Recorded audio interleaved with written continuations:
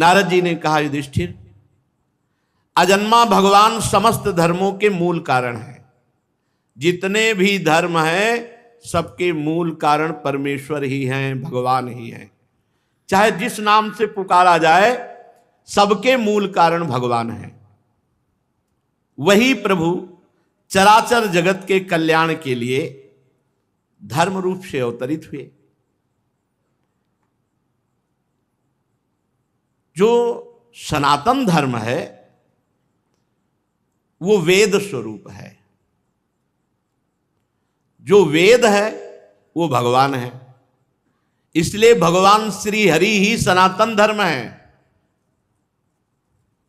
जो भगवान श्री हरि के तत्व को जानने वाला महात्मा है वो सनातन धर्म है। जो स्मृतियां हैं वो सनातन धर्म है।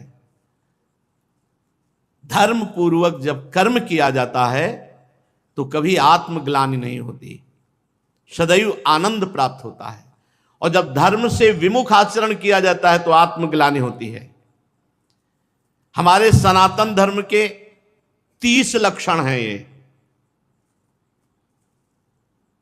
देवर्षि नारद जी कह रहे हैं, सनातन धर्म क्या है?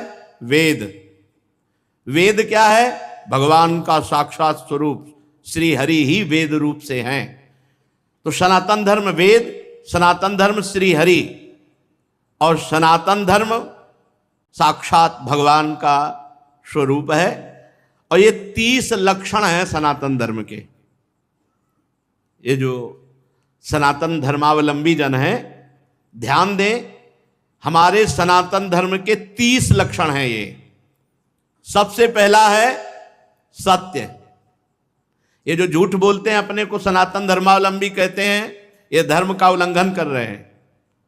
और अब 100 में कम संख्या होगी, 1000 में कोई एक हो जो इस बात पर विचार करता हो कि मैं झूठ ना बोलूं। 1000 में 100 तो नहीं पढ़ पाएगा। 100 में 99 बोलें तो नहीं चलेगा।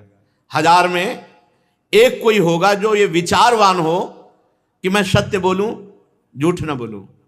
हम लोग बड़े गर्व से कहते हैं हम सनातन धर्मावलंबी हैं।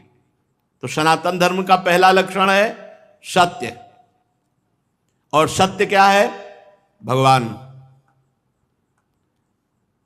सब कोई जानता है, मरने के बाद जब शव यात्रा होती तो सब बोलते हैं राम नाम सत्य है। जैसे अपने ब्रज में बोला जाता है कृष्ण नाम सत्य है, गोपाल नाम सत्य है, गोविंद नाम सत्य है। अगर भगवान का नाम जप नहीं करते तो किस बात के सनातन धर्मावलंबी? सत्य नहीं बोलते तो किस बात के सनातन धर्मावलंबी? रघुकुल रीति सदा चली आई, प्राण जाए पर वचन न जाए। एक बार कह दिया तो प्राण चले जाए पर अपने वचन नहीं झूठे होने देते थे। और यहां सुबह वचन देते हैं, शाम के भूल जाते हैं।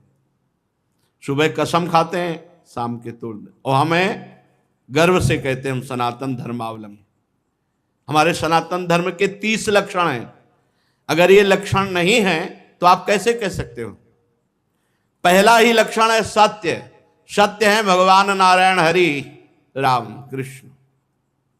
सत्य नारायण सच्चिदानंद रूपाय विश्वोत्पत्त्यादि हेतवे तापत्रय विनाशाय श्री कृष्णाय वयम नमः। जब भगवान कंस कारागार में प्रकट हो रहे हैं तो समस्त देवता करके जब स्तुति करते हैं तो पहला श्लोक है सत्यव्रतम त्रिसत्यम। त्रिकाल में जो सत्य है वो भगवान सत्य। नाम जप नहीं करते, सत्य नहीं बोलते, सत्य मार्ग पर नहीं चलते, किस बात के सनातन धर्मावलंबी? सत्य को समझो। दूसरा दया। ये हमारे सनातन धर्म के 30 लक्षण हैं। दया, सब पर दया। दया करने की सामर्थ्य उसी के हृदय में आएगी जो दया का उल्टा क्या है? याद। जिसे याद है कि मैं कौन हूं, मेरा कर्तव्य क्या है, मैं सनातन धर्मावलंबी हूं, मेरा कर्तव्य है सब पर दया करना और सदैव भगवान की याद में रहना और सत्य बोलना, सत्य आचरण करना। 2 ये हुए। तीसरा है तपस्या। सनातन धर्म का लक्षण। तपस्या किसे कहते हैं?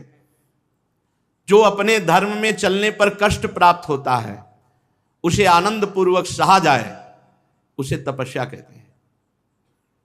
जो भी अपने धर्म पर चलने पे कष्ट मिले, काम आदि जलाते हैं, क्रोध आदि जलाते हैं, बहुत प्रकार के ताप हैं। जैसे अब प्रातःकालीन बेला पर उठ करके स्नान करके अपनी दिनचर्या पे आना बड़ा कठिन है। 8 बजे तक खूब सोना, तो कहाँ वो 8 बजे तक सोना और कहाँ 2 बजे रात्रि के जग करके अपनी दिनचर्या करना। तो अपने धर्म के पालन में जो हमें कष्ट मिलता है उसे तपस्या कहते हैं। हमारे सनातन धर्म का तीसरा लक्षण है तप, तपस्या। चौथा है शौच। शौच माने पवित्रता, शरीर की बाहरी पवित्रता और हृदय की आंतरिक पवित्रता। ये सनातन धर्म है। खड़े खड़े लघु शंका करते हैं, पूरे कपड़े में छिट्टी पड़ती है, अपवित्र। शौचालय की सीट पर बैठकर लघु शंका करते हैं, उठे चल दिए, अपवित्र। शौच हुए, वैसे हाथ धो लिया, चल दिए। नहीं, बाहरी और भीतरी दोनों पवित्रता होनी चाहिए। लघु शंका ऐसे स्थान पर करो जहां लौट कर तुम्हारे ऊपर छिट्टी ना पड़े। हाथ धोइए, पैर धोइए, आचमन कीजिए। शौच उतने ही कपड़ा पहनकर होइए जितने प्रक्षालन धो सको। और साबुन मात्र से पवित्रता नहीं मानी जाती। साबुन से एक बार हाथ धो लो तो एक बार रज से जरूर हाथ धो। थोड़ी रज ले लो। मान लो आजकल बड़ी आधुनिकता है कि नालियां जाम हो जाएंगी, तो थोड़ी रज ले लो, और रज का स्पर्श ही पवित्र करता है। जल, मिट्टी, रज आदि से बाहरी पवित्रता, और छल कपट, गंदी बातें सोचना, गंदी बातों के संकल्प बनाना, ये सब अंदर की अपवित्रता है। इसका त्याग कर दे। छल कपट, गंदी बातों का चिंतन, गंदी बातों का संकल्प त्याग करने से आंतरिक पवित्रता होती है। और बाह्य और आंतरिक दोनों पवित्रता पूर्ण रूप से सुरक्षित रहेगी यदि धर्म का पहला लक्षण सत्य, सत्य है हरि, सत्य है हरि नाम, यदि नाम चल रहा है तो भीतर और बाहर दोनों से पवित्र रहोगे। सवायाभ्यंतर शुचि, वाय अभ्यंतर शुचि। जो नाम जापक है उस अंदर और बाहर दोनों से पवित्र रहता है। जब तक पवित्र नहीं रहोगे तब तक आप उच्च कोटि के विचार वाले नहीं बनोगे। पक्की बात समझना। जितना आप पवित्र रहोगे उतने ही आपको दैवी संपदा के विचार आएंगे, उतने दिव्य महापुरुष आपसे मिलने आएंगे अव्यक्त रूप से। अब आप समझो, ये बात हम कह रहे हैं, इसमें कितने % लोग बच रहे हैं। पवित्रता बहुत जरूरी है। पवित्रता, ये जो आज के लोग हैं ना, बोले मन पवित्र होना चाहिए। सर ये बाहरी सब क्या है, तो दिखावा है। तो मन कैसे पवित्र होगा? बाहरी तो तुम्हारा मन अपवित्र हुआ है, भोगों में, शरीर में, संसार में। तो यहीं से पवित्रता शुरू होगी, तब तुम्हारा मन पवित्र होगा। बाहर से पवित्र होते होते अंदर पवित्र हो जाओगे। बाहर अपवित्र है तो। हमारा सनातन धर्म का लक्षण चौथा है पवित्रता। पहला सत्य, फिर दया, फिर तपस्या, फिर पवित्रता। 30 लक्षण है ये सनातन धर्म है, इसको समझो। पवित्रता बड़ा कठिन है, पवित्र रहना। आप देखो, बड़ा कठिन है पवित्र रहना। पवित्रता अत्यंत अनिवार्य है। सब साधक के ध्यान, पवित्रता। अगर पवित्रता नहीं तो आपका विचार उत्तम नहीं हो सकते। आप महापुरुषों का जो चिंतन शैली है वहां नहीं पहुंच सकते। कल एक आए थे भगत जी एकांतिक में, उन्होंने कहा, आपने सत्संग में और एकांतिक में कहा कि मन की PhD की है, तो हम भी मन की PhD कर रहे हैं, तो हम आपसे बात करना चाहते हैं। हमारा मन, आपका मन, क्योंकि आपने भी PhD की, हमने भी की। तुमको आप पढ़ के की हो? बोले हाँ। तुमको हम पढ़े थोड़ी PhD, हमारा तो विनोद में कहा था, हम तो मन को पढ़ा है, हमने मन को पढ़ा है। आप मन के विषय में पढ़ा होगा, हमने मन को पढ़ा है। तो बोले फिर तो हमारा और मन आपका समान हुआ। तुम कहा, तुम्हारे मन को देखने की हमारी रुचि नहीं है और हमारे मन में पहुंचने की तुम्हारी सामर्थ्य नहीं है। तुम्हारे मन को देखने की हमारी रुचि नहीं है, क्योंकि मन की रुचि जान इन्हें विधि अनुसार है, और तुम्हारा मन हमारे मन तक पहुंच जाए इतनी सामर्थ्य नहीं। आ जाएगी, मानो देह है, हरिवंश शरणागत हो, किसी सहचरी की कृपा हो जाए तो भले, नहीं ऐसे अनुमान से थोड़ी जान सकते हो। तितिक्षा, 5वां है सहनशीलता। तितिक्षा ये सनातन धर्म है। देखो महाराज शिवी ने कबूतर की रक्षा के लिए अपने देह के मांस को काट के दे। तितिक्षा, दूसरों के हित के लिए, दूसरों के मंगल के लिए भीषण से भीषण कष्ट सह जाना, भारी से भारी कष्ट धर्म के लिए सह जाना। श्री गुरु गोविंद सिंह के दोनों लाडले राजकुमार प्राण प्रिय दीवाल में चुनाए जा रहे हैं, लेकिन धर्म के आगे ना उनके हृदय में शोक है, ना उनके हृदय में मोह है। धर्म के लिए बलिदान, तितिक्षा, हर कष्ट को सहकर अपने धर्म का पालन करना, धर्म का त्याग नहीं करना। धर्म भगवान का साक्षात स्वरूप है। अगर आप धर्म के लिए कष्ट सहेंगे तो फिर कष्ट रह ही नहीं जाएंगे, अद्भुत आनंद आएगा। तितिक्षा, हर कदम धर्मात्मा पुरुष के सामने कष्ट रूपी कांटे बिछाए जाते हैं, और जब उन पर वो चलता है तो हर कांटा उसके लिए फूल के समान हो जाता है। पर इतनी हिम्मत होनी चाहिए, ये धर्म रूपी मार्ग में चलने पर ये शूल फूल बन जाएंगे, पर पहले शूल। इसीलिए धर्म पर चलना बड़ा कठिन होता है। तितिक्षा, सहनशीलता, हर परिस्थिति में सहनशीलता, और उचित अनुचित का विचार। छठवां है ये विवेक।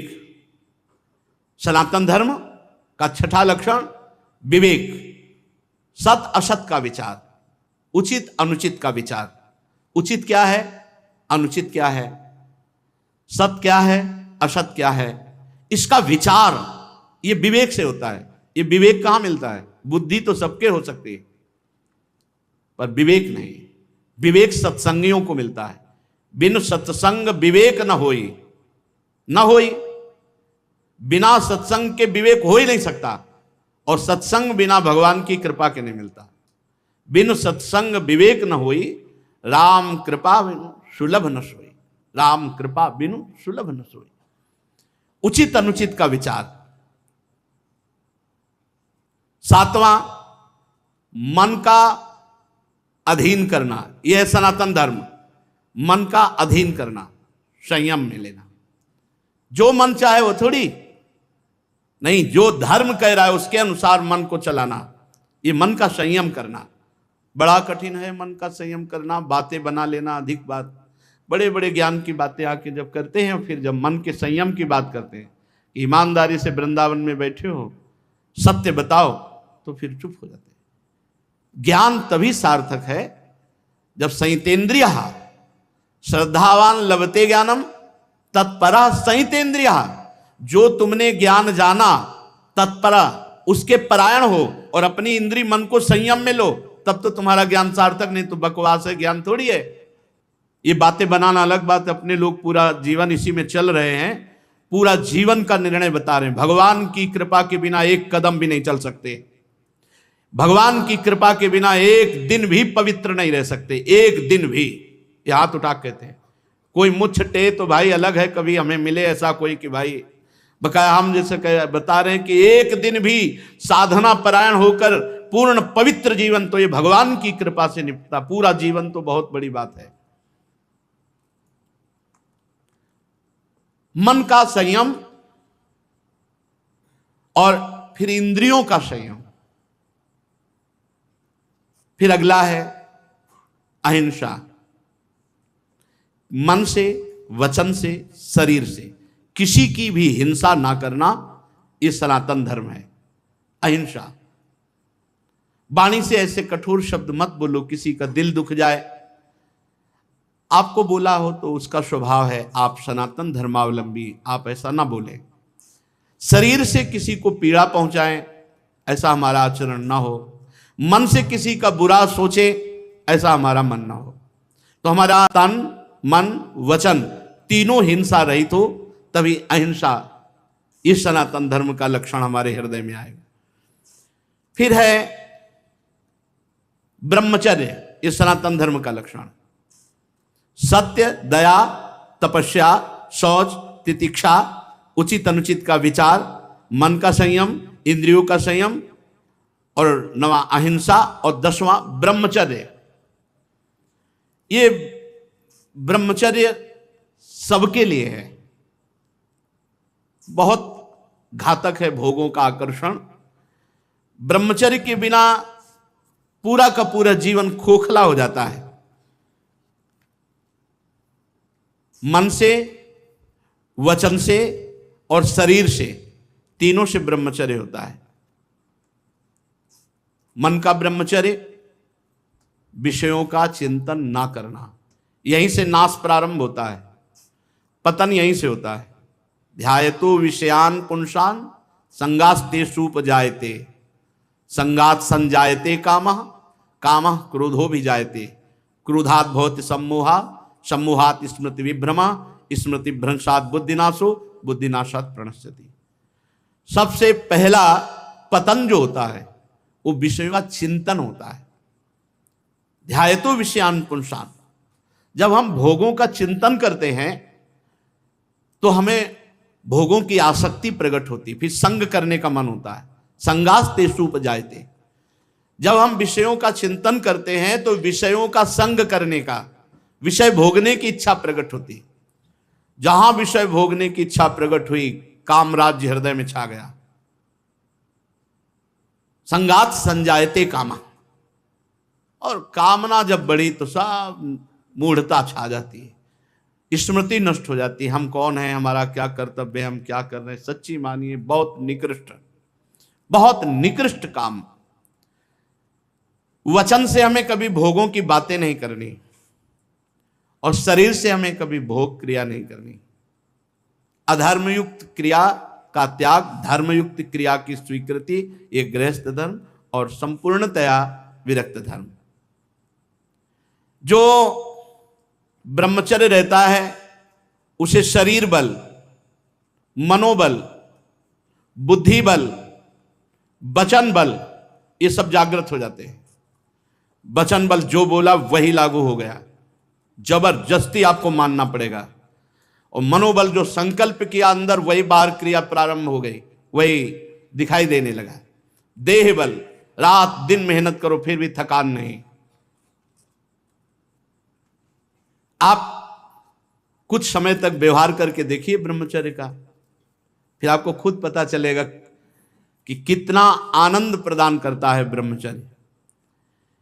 ब्रह्मचारी को विषय भोग जहर है ऐसा मानना चाहिए।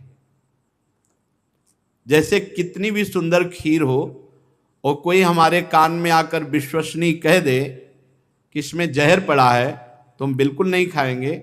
हमारे शास्त्र कह रहे हैं, महर्षि जन कह रहे हैं कि ये विषय भोग जहर है, महान विषय है, ये पूरे जीवन को नष्ट कर देता है। तो ये जब ज्ञान हो तो उसका फल है विरति। जब हमें ज्ञान हो गया तो उससे हमें वैराग्य होना चाहिए, पर नहीं, ये ज्ञान तो है कि भोगों में सुख नहीं है, भोग दुख रूप है, भोग जहर के समान है। कैसा ज्ञान है? वाचिक ज्ञान, उपदेश देने के लिए।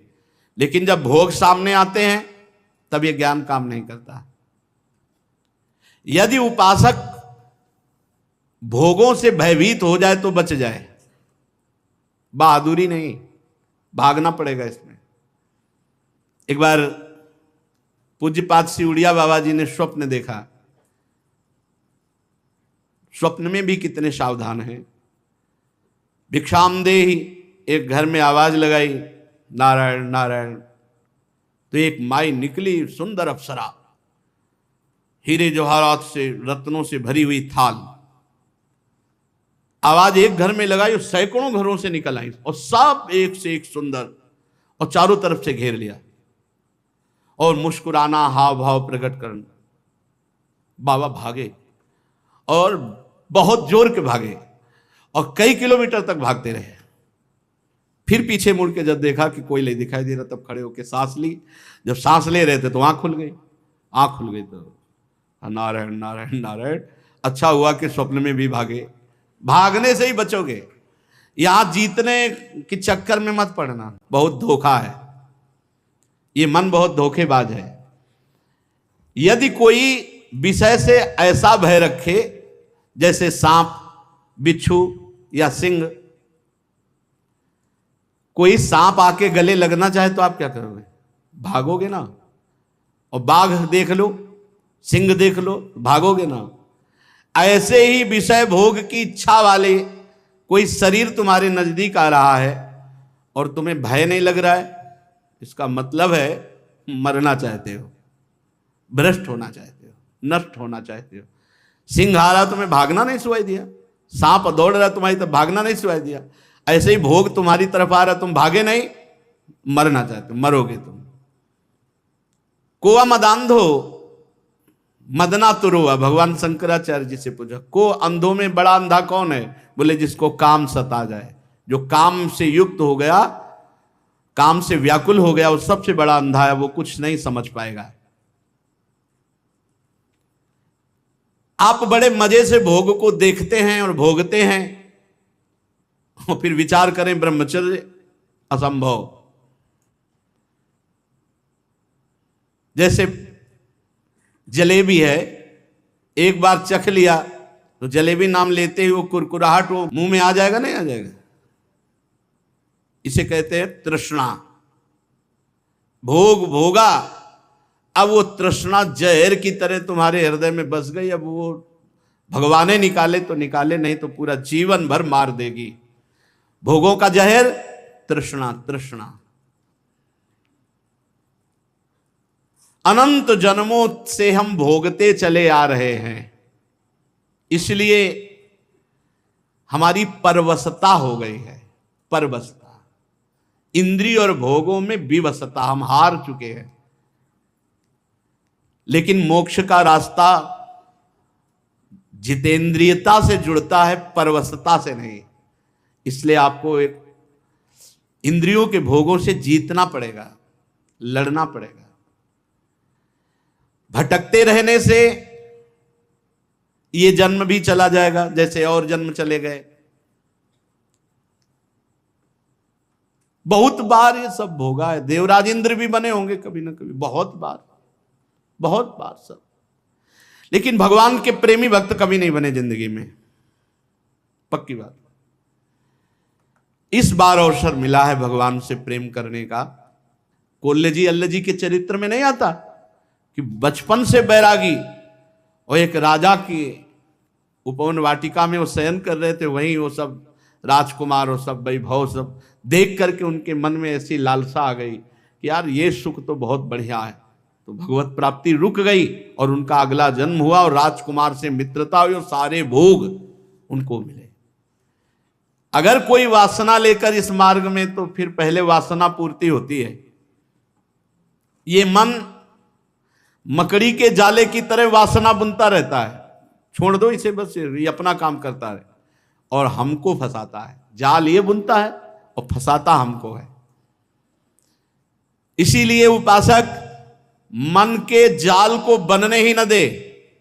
राधा राधा राधा राधा, वो कहेगा नहीं सुनो ऐसे से ऐसा, राधा राधा, वो आपको फंसा नहीं पाएगा। ये तमोगुणी राक्षसी आहार विहार करके आप सच्चिदानंद भगवान को नहीं नहीं मान जाओ। जहां प्याज लहसुन जैसे ये तमोगुण होने के कारण बहुत पवित्र वस्तु की तरह प्रकट होते हैं, कोई अपवित्र वस्तु थोड़ी।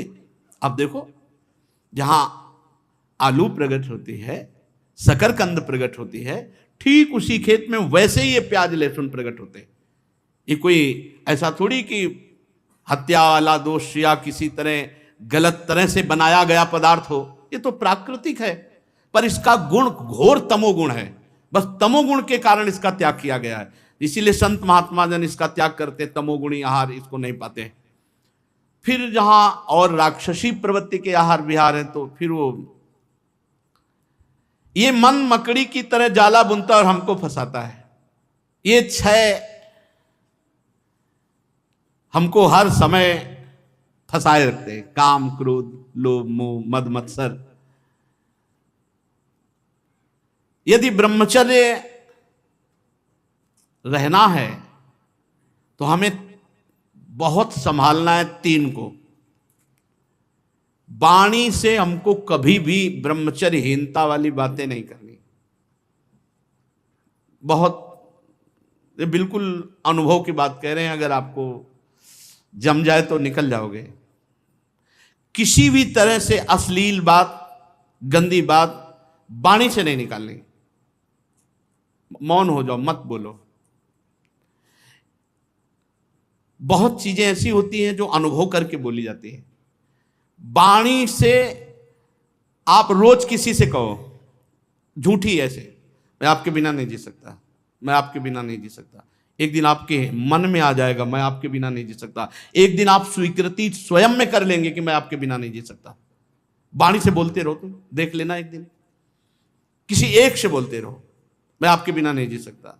फिर दूसरे दिन बोलना, मैं आपके, कुछ दिन में मन से आ जाएगा, मैं आपके बिना नहीं जी सकता। फिर स्वयं में आ जाएगा, मैं आपके बिना नहीं जी सकता। जब हम वाणी से गंदी बातें करते हैं तो तुरंत मन उसका चिंतन करता है और वो उल्लसित हो जाता है। इसलिए वाणी से पहला ब्रह्मचर्य। हमें रसना कटो जो अन्न रटो। अन्न बात जो प्रियालाल से विमुख करने वाली बात, जो कुत्सित बात, विकारें, जो विकार बढ़ाने वाली गंदी बात है, वो हमें नहीं करनी। नियम ले लो, नहीं करनी। आज से नियम ले लेते। जितने लोग कथा सुन रहे हैं, कोई इसमें पैसा लगने की बात नहीं। वाणी से हम गंदी बात, अश्लील बात, गलत बात नहीं बोलेंगे। वाणी का ब्रह्मचर्य। वाणी से गंदी बात नहीं बोलेंगे, अश्लील बात नहीं बोलेंगे, जो भगवत विमुख करने वाली बात है हम नहीं बोलेंगे। नियम ले लो, कोई कसम खाने की बात थोड़ी कहते। नियम ले लो, जहां ऐसी बात आवे आप मौन हो जाओ। दूसरी बात, श्रवणेंद्री से हम कभी अश्लील बात नहीं सुनेंगे, गंदी बात नहीं सुनेंगे। बहुत प्रभाव पड़ता है, बहुत प्रभाव पड़ता है। श्रवणेंद्री से जो हम सुनते हैं उसका तत्काल मन पकड़ करके मनन करता है और वो उसी तरफ चल पड़ता है जिस तरफ की बात हम सुनते हैं। और नेत्रेंद्री से जो हम देखते हैं वो बहुत तुरंत प्रभाव पड़ता है। देखो, नेत्रेंद्री से ऐसे कोई ग्रंथ मत पढ़ो, कॉपी, ऐसी पुस्तिका जो ब्रह्मचर्यहीनता वाली है। ऐसे कोई दृश्य मोबाइल से मत देखो जो ब्रह्मचर्यहीनता वाले हैं। ऐसे कोई दृश्य बाहर मत देखो, पशु पक्षी आदि मैथुन करते हुए, ऐसे कभी मत देखो। इसका बहुत बड़ा प्रभाव होता है। अगर इन तीन का संयम कर सको तो आपके ब्रह्मचर्य में बहुत लाभ मिलेगा। पहला वाणी से, दूसरा श्रवणेंद्री से, तीसरा नेत्रेंद्री से। और खास बात यह है कि जिससे हमारा ब्रह्मचर्य नष्ट होता है उससे सानिध्य न दे कभी। ऐसी कोई क्रिया, ऐसे कोई व्यक्ति का संयोग जो हमारे ब्रह्मचर्य का घात करे, बहुत बहुत सावधानी। पर ये ऐसा दलदल है कि एक बार जो फंस गया भगवान ही निकाल सकते हैं। जिस समय मन अपने स्वरूप में आया वो सब करवा लेगा। बहुत विचित्र है, बहुत विचित्र है, बहुत विचित्र मन का खेल। हमें ऐसा कोई रिश्ता, नाता, कोई संबंध जो हमारे ब्रह्मचर्य को नष्ट कर रहा है, दूरी बनानी चाहिए। और भोजन का ब्रह्मचर्य पर बहुत बड़ा प्रभाव है। यदि आप अधिक मिर्च वाली घर में ही बना के करें, अधिक मिर्च वाली, अधिक तेल घी वाली ये पदार्थ पाएंगे तो ब्रह्मचर्य स्वाभाविक नष्ट हो जाएगा बिना किसी क्रिया के। ब्रह्मचारी को एक बीमार की तरह भोजन पाना चाहिए। जैसे मूंग की दाल है, घिया की सब्जी, रोटी, बस, क्योंकि उसे पावर की जरूरत नहीं है, उसे अधिक पावर की जरूरत नहीं है। स्वयं में सामर्थ्य सुरक्षित है, इसलिए बाहरी पदार्थों से बादाम चबा रहे हैं, काजू चबा रहे हैं, हलवा खा रहे हैं और बहुत प्रकार के मीठा आदि। मीठा तो ब्रह्मचर्य में थोड़ा बस ले ले, इसके बाद अधिक मीठा भी वो जहर का काम करेगा, स्वाभाविक ब्रह्मचर्य को नष्ट कर देगा। जो भोजन कब्जियत बनाती है, अगर ऐसा भोजन पाया जाएगा तो ब्रह्मचर्य अपने आप स्वप्न दोष के रूप में नष्ट हो जाएगा। सात्विक भोजन, पेट साफ, बहुत आवश्यक है। हल्का भोजन कम मात्रा में, पेट उधर, तो बहुत सुंदर आपके भजन की वृत्ति बढ़ेगी। आपका ब्रह्मचर्य बहुत लंबे समय तक आबाद चलेगा। बाजार की वस्तु तो ब्रह्मचारी होकर बाजार की वस्तु तो मुझे समझ में नहीं आता। बाजार की वस्तु तो नहीं खानी चाहिए, बनी हुई बाजार की वस्तुएं बनी हुई। एक ही चीज को आप गौर से पा करके किसी एक चीज को बाजार की, फिर देखो आपके अंदर स्फुरणा क्या होती है, पहले कैसे हो रही थी फिर कैसे हो रही है। और आप पवित्र भोग लगा के श्री जी को पवा के पा के फिर देखो कैसी स्फुरणा हो रही भजन की। भजन परम पवित्र वस्तु, ऐसे थोड़ी होता तुम जहां तहां अन्न खात सखी कहत आपकात सकल देव से द्वंद्व जात रात सर्वस्व वही सेवक जी महाराज, जहां तहां अन्न खात। ऐसे बाजार का भोजन हो बोले ब्रह्मचारी जी हैं, नहीं हो पाएगा भाई, ब्रह्मचर्य नहीं हो पाएगा। हाँ नाम लिख सकते हो, टाइटल तो बन सकता है, लेकिन सही माने में आपका ब्रह्मचर्य जब तक आपका आहार शुद्ध, अगर अपने धर्म को सुरक्षित रखना चाहते हो तो बाजार का भोजन। और छोटे छोटे बच्चों में बहुत सी गलतियां ऐसी आ चुकी हैं जो उनके जीवन को नष्ट कर रही हैं। हमें ऐसे कई बच्चे मिले हैं, तो माता पिता को चाहिए कि छोटे बच्चों से भी मित्रता का व्यवहार करें, उनको इतना फ्री करें कि वो आपसे अपनी बात बता सकें और आप उनको सही दिशा दे सकें। नहीं जैसे 13-14 वर्ष के बच्चे हैं और ये गंदी क्रिया कर रहे हैं, इनका जीवन बहुत बुरी तरह नष्ट हो जाएगा, ये गृहस्थी लायक नहीं रहेंगे। विरक्ति तो बहुत बड़ी बात रह गई, ये गृहस्थी लायक नहीं रहेंगे, संतान उत्पन्न करने लायक नहीं रहेंगे। इसलिए माता पिता को चाहिए कि अपने बच्चों से फ्रेंड की तरह, दोस्त की तरह बात करें, उनको इतना उत्साह दें कि उनके अंदर जो गलती है वो पकड़ लें और प्यार से समझा दें। अगर हम बार बार बच्चों को समझाएंगे, नए नए बच्चे अभी गलत मार्ग में जो जा रहे हैं वो सुधर जाएंगे। हमारे सनातन धर्म का लक्षण है ब्रह्मचर्य, फिर है त्याग। दूसरों को सुख देने की वृत्ति का नाम त्याग है। अपने सुख को दूसरों में बांटना, ज्ञान सुख, हमारे पास संपत्ति सुख, जो भी सुख है सबको भाव से धर्म के अनुसार सुख देने की भावना ही वास्तविक त्याग है। शास्त्रों का नित्य स्वाध्याय करना यह सनातन धर्म का लक्षण है। स्वाध्याय रामचरितमानस है, गीता जी है, श्रीमद् भागवत है, गीता पृष्ठ, बहुत सी बड़े बड़े महापुरुषों की छोटी छोटी ग्रंथ हैं, जैसे पूज्य राधा बाबा के भाई जी, पूज्य जयदयाल जी, पूज्य स्वामी राम सुखदास जी महाराज, इन महापुरुषों की छोटी छोटी पुस्तिकाएं हैं, उनको ले लेना चाहिए। एक एक पेज रोज पढ़ना चाहिए। रोज अपने घर में चाहे 10 मिनट ही कहो, श्रीमद् भागवत या रामायण, इन गाथाओं को गाओ, जिससे तुम्हारा घर पवित्र हो, तुम्हारे परिवार के जनों के कान में पड़े तो मंगल हो। ये सनातन धर्म है। फिर सरलता, बहुत सरल स्वभाव होता है सनातन धर्म का अवलंबी का। ये मुख में कुछ और, हृदय में कुछ और, आचरण में कुछ और, ये छल कपट नहीं। सरल स्वभाव न मन कुटिलाई, सनातन धर्म भगवत स्वरूप है। फिर संतोष, जिसमें भगवान प्रसन्न हो, हमें बिल्कुल वैसे ही राजी रहना है।